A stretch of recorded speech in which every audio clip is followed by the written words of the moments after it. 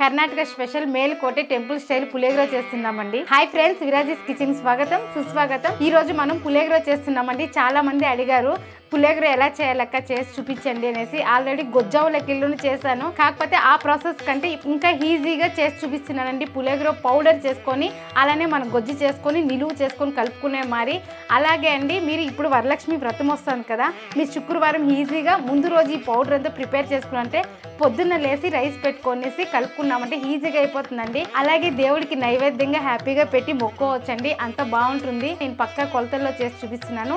అదే measurement follow అయినారంటే same మన మేలకోటే దేవస్థానంలో ఎలా అయితే పులిహోర ఇస్తారో అలానే ఉంటుందండి ఈ పులిహోర, అలానే వస్తుంది కూడా అండి. ఇంకెందుకు ఆలస్యం, ఆట్లాడుతూ చేసేద్దాం, చూసేద్దాం రండి. ఈ వీడియోస్ అన్ని ఇంగ్లీష్ లో వస్తున్నాయనేసి చాలా మంది కామెంట్ చేస్తున్నారండి. యూట్యూబ్ వాళ్ళే అలా మారుస్తున్నారు, మీరు ఈ సెట్టింగ్ లోకి వెళ్ళి మార్చుకోండి, తెలుగులో వస్తుందండి. మన పులిహోర కావాల్సిన పదార్థాలు ఇవన్నీ అండి. ఇక్కడ మెజర్మెంట్ కి ఈ స్పూన్ తీసుకున్నానండి. మీరు ఇంకా చిన్న స్పూన్ తీసుకున్నా పెద్ద స్పూన్ తీసుకున్నా, కాకపోతే నేను ఏ మెజర్మెంట్ అయితే చెప్తానో అదే మెజర్మెంట్ అండి. ఈ స్పూన్ తో వేస్తున్నాను కదా, మీరు పెద్ద స్పూన్ అయితే కూడా ఇదే మెజర్మెంట్ అండి. ఈ స్పూన్ మెజర్మెంట్ తో 1 స్పూన్ మెంతులు, 1 స్పూన్ ఆవాలు, 1 స్పూన్ మిరియాలు, 4 స్పూన్లు జీలకర్ర, 8 స్పూన్లు ధనియాలు, కొద్దిగా కరివేపాకు, కొద్దిగా పసుపు, 20 కాశ్మీర్ మిరపకాయలు, 5 గుంటూరు మిరపకాయలు, కొద్దిగా ఇంగువ. ఇప్పుడు ఇవన్నీ వేయించుకోవాలండి.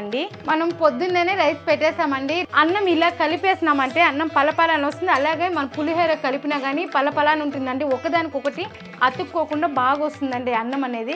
కాబట్టి ముందుగా రైస్ పెట్టేయండి. రైస్ ఎంత చల్లారితే అంత బాగుంటుంది మన పులిహోర అనేది. ముందుగా స్టవ్ అంటించి కడాయి పెట్టుకున్నానండి. 2 స్పూన్లు నూనె వేసుకుంటే సరిపోతుందండి. ఇప్పుడు అన్నీ వేసుకొని వేయించుకుందాము.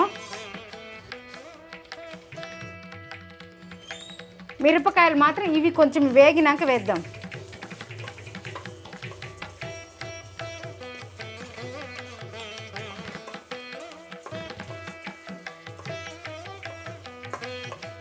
ఇది మంట కూడా ఎక్కువలో పెట్టుకోకూడదండి, సిమ్లో పెట్టుకొని వేయించుకోవాలి, అప్పుడే బాగుంటుంది. ఇది వేయించేటప్పుడే పులిహోర స్మెల్ అనేది గమగమగమని వస్తుందండి. పక్కింట్లో వాళ్ళు కూడా వచ్చేస్తారండి, ఏం మీ ఇంట్లో ఈరోజు స్పెషల్ అని. అంత బాగుంటుందండి ఈ పులిహోర గొజ్జు. ఇలా మీరు పౌడర్లు ఈ క్వాంటిటీతో ఎక్కువ తీసుకొని కూడా 6 నెలలు నిలువ చేసుకోవచ్చండి. మన ఇంట్లో అయితే శుక్రవారం పులిహోరనే ఉంటుందండి పొద్దున్న, ఎందుకంటే దేవుడికి నైవేద్యము అవుతుంది, అలాగే లంచ్ బాక్స్కి అవుతుంది అనేసి శుక్రవారం నేను చేస్తానండి. తీపు కారం పులుపు అన్నీ బ్యాలెన్స్ అయ్యి అది కలిపేదాని వల్ల టేస్ట్ అనేది సూపర్గా ఉంటుందండి. గుడిలో ఎలా అయితే ఇస్తారో అలానే ఉంటుందండి ఈ పులిహోర. ఇవన్నీ వేగినాయండి. ఇప్పుడు మిరపకాయలు వేసుకునేద్దాము. గుంటూరు కాశ్మీర్ ఒకే పరి వేసుకోవాలండి. అలాగే కరివేపాకు మీరు ఇట్లా పొడి నిలువ చేసుకుంటున్నాం అక్క అంటే మీరు కరివేపాకు కూడా బాగా కడిగి ఎండబెట్టుకోండి కావాలంటే. లేదు ఎండబెట్టుకునే కుదరదంటే ఇట్లా పెనంలోనే బాగా వేయించుకోవాలండి. క్రిస్పీగా ఉంటేనే నిలువ చేసుకునే బాగుంటుంది. మీరు అలానే నిలువ చేసుకుంటే బూజు పట్టేస్తుందండి. క్రిస్పీగా అవ్వలేదక్క ఎట్లా అనేసి అంటే ఫ్రిడ్జ్లో పెట్టుకొని 2 వారాల్లో మీరు యూజ్ చేసినారంటే సరిపోతుందండి.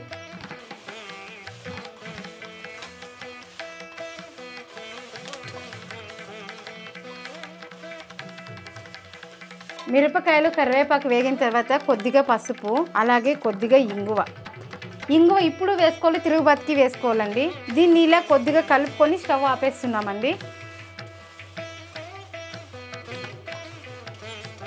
ఈ ప్రాసెస్ అంతా మనం సిమ్లో పెట్టుకొని వేయించుకోవాలండి. ఒక 10 నిమిషాలు పడుతుంది వేయించుకునేకి లేట్ అవుతుంది అనుకుంటే నిలువ చేసుకునే కూడా మనకు 6 నెలలు వస్తుందండి. కాబట్టి కొంచెం టైం తీసుకొని ఇలా చేసి పెట్టుకున్నాం అనుకోండి, ఎప్పుడు కావాలో అప్పుడు మనం ఈజీగా పులిహోర చేసుకొని తినొచ్చండి. ఇప్పుడు మన పులిహోర తిరుగుబాతికి కావాల్సిన పదార్థాలు చూస్తాం. జీడిపప్పు, పల్లీలు, ఎండు కొబ్బరి, కరివేపాకు, పసుపు, గుండు మిరపకాయలు, బెల్లం అండి.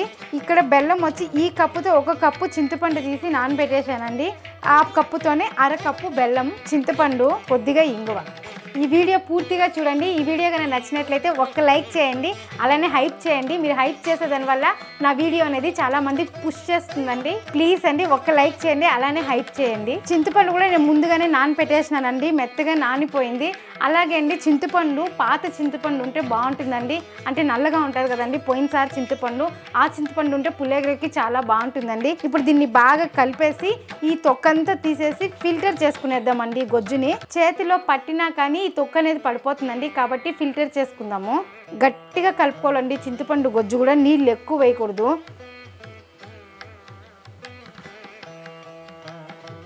చింతపండు ఇలా కలిపేసినానండి. ఇప్పుడు దీన్ని ఫిల్టర్ చేసుకునేస్తున్నాను.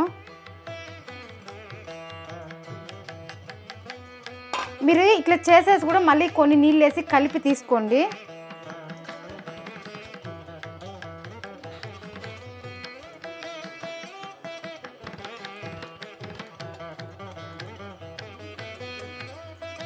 ఇలా చేసుకునే వల్ల తొక్కు అనేది మనకు పడదండి, నీట్గా వస్తుంది చింతపండు గొజ్జు. ఎందుకంటే ఇది పులిహోర కదండి, మనం అన్నం కలిపేటప్పుడు ఈ తొక్కు ఎక్కడైనా కనిపిస్తే కానీ బాగోదండి. కాబట్టి ఇట్లా ఫిల్టర్ చేసుకున్నామంటే పులుసు అనేది బాగా వస్తుంది తిక్కుగా. అలాగే బిన్నెను ఉడుకుతుందండి. ఇది ఉడికేది కూడా బాగా ఉడుకు పెట్టుకునేటప్పుడు బాగా తిక్కుగా రావాలండి. నీళ్ళు ఎక్కువ పోసినామంటే తిక్కుగా అయ్యేకి లేట్ అవుతుంది. కాబట్టి ఇలా గట్టిగా తీసుకుందాము.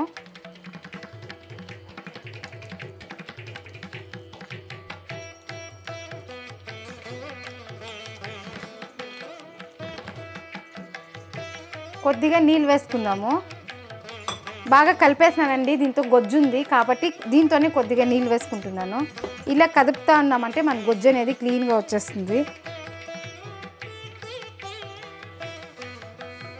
మన చింతపండు గొజ్జు కూడా తయారైపోయిందండి. ఈ మాత్రం తిక్కుగా ఉండాలండి, ఇట్లా ఉంటేనే మన గొజ్జు బిన్నె తయారవుతుంది. ఇప్పుడు దీన్ని పక్కన పెట్టేస్తామండి. ఇది చల్లారిపోయింది. చూడండి, ఇప్పుడు నేను ఈ ఒకే పెనంలోనే అన్నీ వేయించుకున్నాను. అలానే అందులోనే తిరుగుబాటు పెడతాను. అందులోని గొజ్జు ఉడక పెట్టుకుంటున్నానండి. అంటే ఇది 28 సైజ్ అండి కళాయి. అన్ని ప్రాసెస్ అయిపోయి ఇందులోనే పులిహోర రెడీ అయిపోతుందండి. కలిపేది కూడా నేను ఇందులోనే చూపిస్తాను. ఈ ఒక కళాయి తీసుకున్నంటే మన పులిహోరకి చాలా ఈజీ అవుతుందండి. ఈ కళాయి ఫుల్గా చేసుకున్నంటే పులిహోర 6 నుంచి 8 మంది దాకా హ్యాపీగా తినచ్చండి, సరిపోతుంది. 28 సైజ్ తీసుకుంటే మన పులిహోరలకి ఎక్కువగా కర్రీస్ చేస్తున్నాం కదా, దానికి సరిపోతుందండి. ఈ కళాయి కావాలంటే వాట్సాప్ నెంబర్ పెడతాను, దానికి మెసేజ్ చేయండి. చూడండి, ఇవన్నీ బాగా చల్లారిపోయినాయి. అలాగే కరివేపాకు కూడా బాగా క్రిస్పీగా అయిపోయిందండి. చూడండి, ఇట్లా నలిపితేనే పొడి అయిపోతుంది. ఇలా ఉండాలండి నిలువ చేసుకోవాలంటే. ఇప్పుడు దీన్ని మిక్సీ జార్లో తీసుకొని పౌడర్ చేసుకునేద్దాము.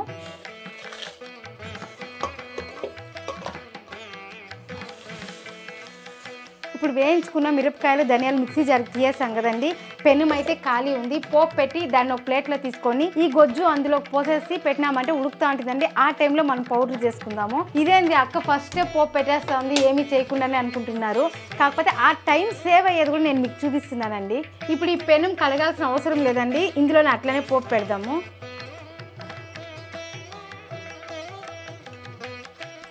ఆయిల్ వేడెక్కింది. ముందుగా పల్లీలు వేసుకుందాము. ఇప్పుడు జీడిపప్పు వేసుకుందాం.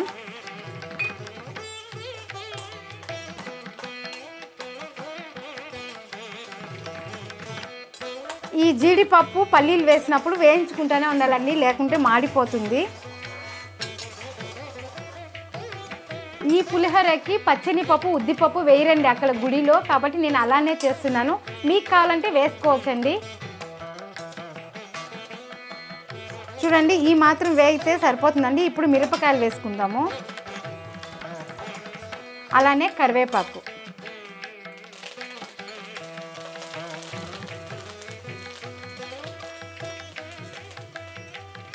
అలాగే పసుపు, ఇప్పుడు ఇంగువ కొద్దిగా. అన్నీ వేగిన తర్వాత లాస్ట్లో కొబ్బరి పొడి వేయాలండి.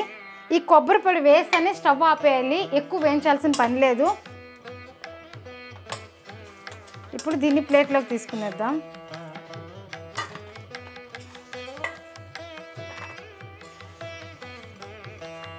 ఇప్పుడు ఆయిల్ ఉంటుంది కదండి, అదే ఆయిల్లోని చింతపండు గొజ్జేసి బాగా ఉడకపెట్టుకుంటాము. ఒకే పెనంలోనే మనం అన్నీ వేయించుకున్నాము, తిరుగుబాత పెట్టుకున్నాము, గొజ్జు ఉడకపెట్టుకున్నాము, పులిహోర కూడా కలుపుతామండి. మంట ఎక్కువలో పెట్టకూడదండి, సిమ్లో పెట్టుకొని ఇది బాగా ఉడకపెట్టుకోవాలి. ఇప్పుడు ఇందులోనే బెల్లం. ఇప్పుడు దీన్ని బాగా ఒకసారి కలుపుదాము. ఇందులో నూనె ఉన్నింది కదండి, ఆ నూనెలోనే కొబ్బరి పొడి కూడా ఉన్నింది కదా, అదేం వేస్ట్ కాదండి, ఇందులోనే ఉంటుంది. మనం కలిపేటప్పుడు బాగా కలుస్తుందండి.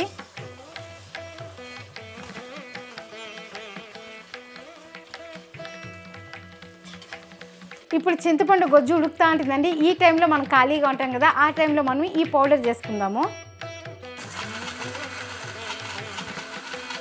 చూడండి ఇలా చేసుకోవాలండి పౌడర్ అనేది. మనం మిరప్పొడి మెత్తగా పట్టిస్తాం కదండి, అలా చేసుకోవద్దండి. ఈ మాత్రం చేసుకుంటే బాగుంటుంది పౌడర్ అనేది. ఇది మనం నిలువ చేసుకోవాలంటే మంచి డబ్బా తీసుకొని టైట్గా ఉండాలండి మూత, అందులో వేస్ట్ చేసుకున్నారంటే 6 నెలలు నిలువ ఉంటుందండి. ఈ గొజ్జు కూడా అంతే అండి, ముందు రోజు కూడా ప్రిపేర్ చేసి పెట్టుకోవచ్చు. ఈ గొజ్జు చేసి పెట్టుకున్నామంటే 3 రోజులు 4 రోజులు నిలువ ఉంటుందండి. కాబట్టి ఇట్లా చేసి పెట్టుకున్నామంటే ఇమ్మీడియట్గా మనకు అర్జెంటు టైం అయిపోతుంది అనే టైంలో రైస్ పెట్టుకొని ఈ గొజ్జు నిందంటే పౌడర్ ఉంటే మిక్స్ చేసుకొని ఆ పోపు పెట్టుకున్నామంటే సరిపోతుందండి. పులిహోర అనేది ఈజీగా అయిపోతుందండి. చూడండి ఇలా ఉడుకుతుందండి. ఇప్పుడు ఈ స్టేజ్లో మనము పౌడర్ వేసుకునేద్దాము. చూసారు కదండి ఎంత తిక్కుగా ఉందో. ఇలా అవ్వాలండి, ఇలా ఉంటేనే మనకు నిలువ ఉంటుంది ఒక 3 రోజులు. బయట పెట్టినా కానీ ఏమీ కాదండి. చింతపండు గొజ్జుకి ఇక్కడ పౌడర్ వేస్తున్నానండి. అదే స్పూనే తీసుకున్నానండి మెజర్మెంటు. 1 2 3 4 ఫుల్ స్పూన్లు వేసుకున్నానండి పౌడరు. ఇప్పుడు దీన్ని మిక్స్ చేద్దాము.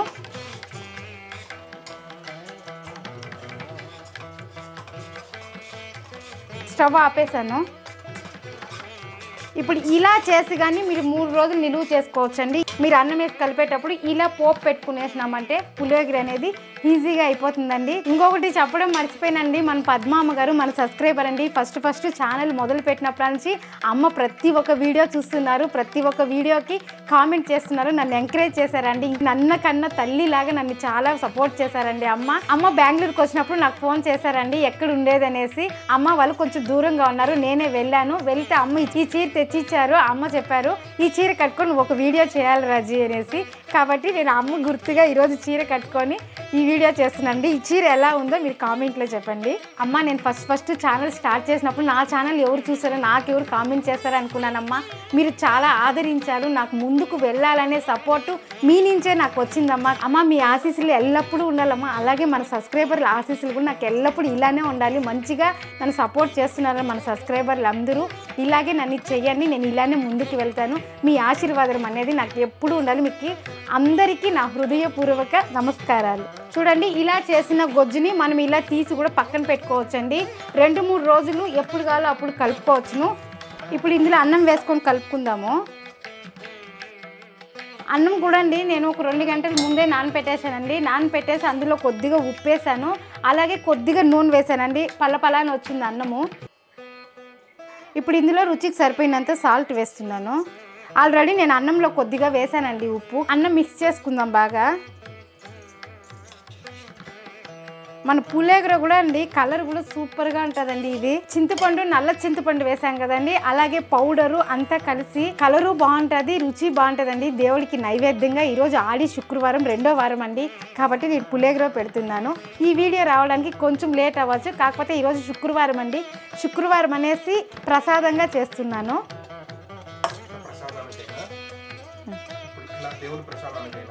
ఇలా దేవుడు ప్రసాదానికైనా ఇంకేం చెప్పారు, ఇలా దేవుడు ప్రసాదానికైనా అప్పుడప్పుడు మన లంచ్ బాక్స్కైనా ఇలా పులిహోర చేసుకుంటే చాలా బాగుంటుందండి. పొద్దున్న చేసేదాని వల్ల దేవుడికి నైవేద్యం అవుతుంది, అలాగే మన టిఫిన్కి అవుతుంది, మన లంచ్కి అవుతుందండి. ఇలా ఆలోచించి ఐడియాతో చేసామంటే ఈజీగా అయిపోతుందండి. మీరు ఆలోచించాల్సిన అవసరమే లేదండి. నా వీడియో చూసారంటే మంచి లంచ్ బాక్స్ రెసిపీస్, ఇలాగ నైవేద్యం రెసిపీస్ మీ ముందుకి ఎన్నో తెస్తానండి నేను. చూడండి ఇప్పుడు గొజ్జు ఎక్కువ అయిందండి, ఇంకా కొంచెం అన్నం వేస్తున్నాను.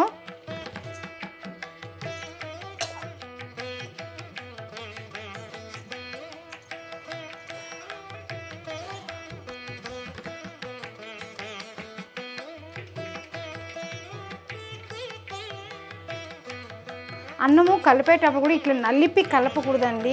మనం నలపకుండానే వేళ్ళతోనే విడదీసేట్లు కలపాలి. అన్నం నలిపినామంటే మన పెరుగన్నం లెక్కలు అయిపోతుందండి.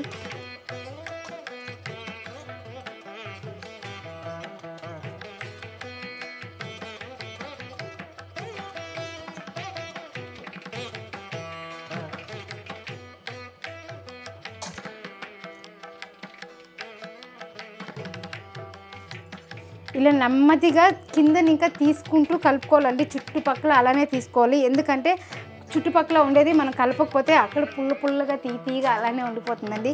బాగా మిక్స్ అయితే బాగుంటుందండి. పిల్లలు కూడా బాగా ఇష్టంగా తింటారండి. ఇది పుల్లగా తీయగా కారంగా అన్ని బ్యాలెన్స్ అయి ఉంటుంది కాబట్టి పిల్లలు కూడా ఇష్టంగా తింటారు. మీరు ఇలా చేసి ఇచ్చినారంటే పిల్లలు బాక్స్ కూడా ఖాళీ చేసి తెస్తారు. చూడండి, చూడడానికి కూడా కలర్ ఎంత బాగుందో మన పులిహోర అనేది.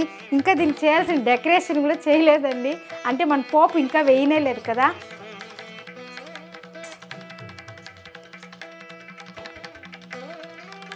మనం పోపు చేసి పెట్టాం కదండి, ఇది వేసేద్దాం. ఇప్పుడు దీన్ని బాగా మిక్స్ చేసుకుందాము.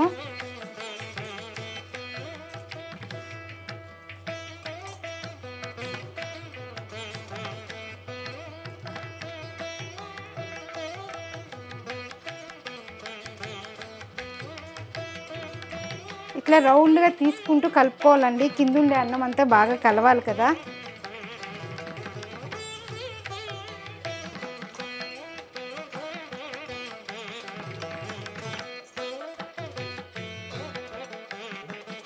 చూడండి, మన కడాయి కూడా నీట్గా ఫుల్గా వచ్చిందండి. చూడడానికి కడాయిలో బాగుంది కదండి. మీరు ఇలానే మూతేసి పెట్టేసినా కానీ మధ్యాహ్నం తిన్నా కానీ ఏం కదండి, ఒక గిన్నెలో తీసి పెట్టాల్సిన అవసరమే లేదండి. అంత బాగుందండి కడాయి చూడడానికి కూడా.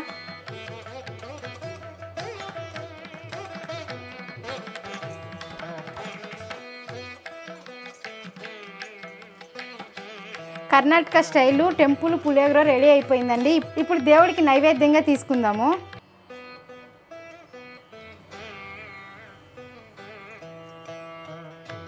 చూడండి, మన ప్రసాదం రెడీ అయిపోయిందండి. ఇప్పుడు పూజ రూమ్లో పెట్టేసి వచ్చేద్దాం. అంతే అండి పులిహోర. మీరు ట్రై చేయండి, ఎలా వచ్చిందో కామెంట్ చేయండి.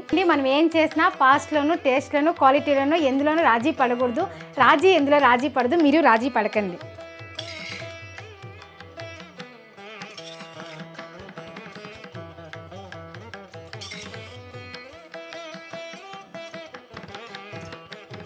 అన్నం ఇలానే పల్లపల్లానే ఉంటుందండి. మీరు మధ్యాహ్నం లంచ్ బాక్స్ తీసుకువెళ్ళినా కానీ, గుడిలో వెళ్తే మన ప్రసాదం తీసుకుంటే ఇంకో కప్పు ఇస్తే బాగుందని అనిపిస్తుంది కదండి. అలాంటి పులిహోరనే అండి ఇది. మనం ఇంట్లోనే చేసుకున్నామంటే ఎన్ని కప్పులైనా మనం తినచ్చండి. కాబట్టి నేను మంచి రెసిపీ మీ ముందుకు తెచ్చానండి. మీరు చూడండి, ట్రై చేయండి. ఇలా టెంపుల్ స్టైల్ ప్రసాదమే మన ఛానల్లో గొజ్జోలకి ఉందండి. అది 25 ఐటమ్స్ వేసి చేసిండేదండి. అది చాలా బాగుంటుందండి. అది క్లిక్ చేసి ఇక్కడ చూడండి. ఇలాంటి మంచి మంచి రెసిపీతో మళ్ళీ కలుస్తాను. బాయ్.